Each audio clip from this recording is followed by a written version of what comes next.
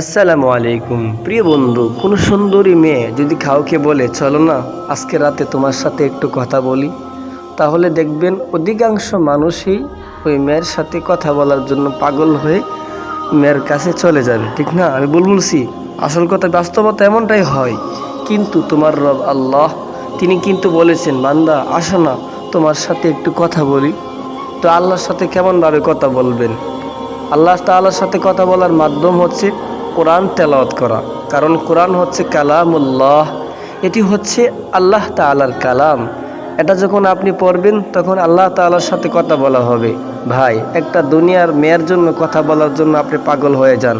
একটা দুনিয়ার মেয়ে যদি বলে আসো কথা বলি, দিনে অথবা রাত্রে, যখনই বলে তখনই আপনি পাগলের মতো দেওয়ানের মতো তার কাছে ছুটে যান। কিন্তু আপনার রব আল্লাহ বলেছেন না, বান্দা আসো না কথা বলি।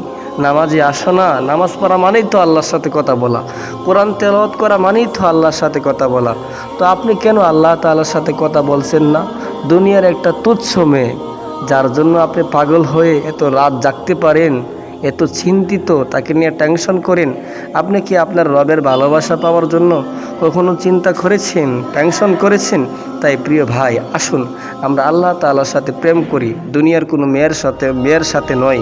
আমরা আল্লাহ তাআলার পাগল হয়ে আল্লাহ তাআলার সাথে কথা বলি।